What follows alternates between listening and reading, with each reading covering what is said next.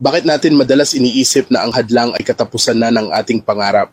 Dahil takot tayo sa kabiguan at hindi natin nakikita na ang bawat pagsubok ay may aral at oportunidad na dala.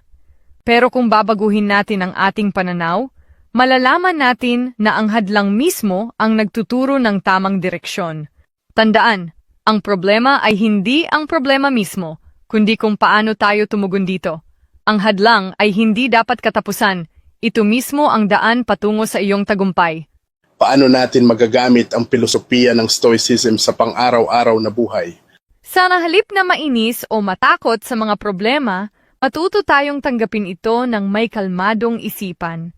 Ang Stoicism ay nagtuturo na kontrolin ang reaksyon natin sa halip na sayangin ang enerhiya sa mga bagay na wala tayong kontrol.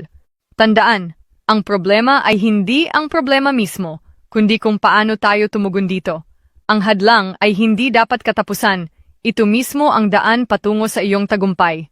Ano ang dapat nating gawin kapag parang hindi na natin kaya ang isang pagsubok? Huminto sandali, huminga ng malalim at tanungin ang sarili.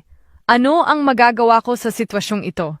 Hindi kailangang lutasin agad ang lahat, basta patuloy kang sumusulong, kahit maliit na hakbang lang muna. Tandaan, ang problema ay hindi ang problema mismo, kundi kung paano tayo tumugon dito. Ang hadlang ay hindi dapat katapusan, ito mismo ang daan patungo sa iyong tagumpay. Ano ang sikreto ng mga matagumpay na tao pagdating sa pagharap ng hadlang? Hindi sila natatakot sa pagkakamali o pagkabigo. Sa halip, ginagamit nila ito bilang hakbang upang matuto at lumakas. Tulad nina Thomas Edison at Theodore Roosevelt, ginamit nila ang pagsubok bilang tulay sa kanilang tagumpay. Tandaan, ang problema ay hindi ang problema mismo, kundi kung paano tayo tumugon dito.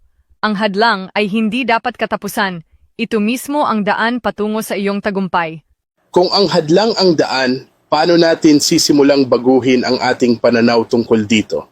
Simulan sa tanong na, paano ko magagamit ang pagsubok na ito bilang pagkakataon upang lumago? Sa bawat hamon, may aral, at sa bawat aral, may panibagong pagkakataon para umunlad at maging mas matatag. Tandaan, ang problema ay hindi ang problema mismo, kundi kung paano tayo tumugon dito. Ang hadlang ay hindi dapat katapusan. Ito mismo ang daan patungo sa iyong tagumpay.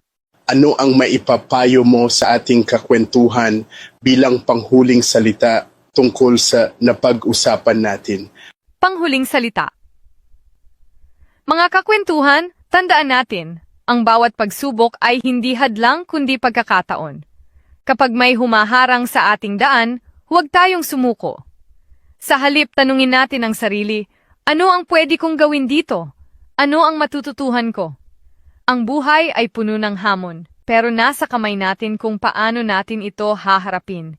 Piliin nating maging matatag, matuto, at magpatuloy. Dahil ang tunay na tagumpay ay hindi sa pag-iwas sa hadlang, kundi sa paggamit nito bilang hakbang patungo sa mas matibay at mas mahusay na sarili.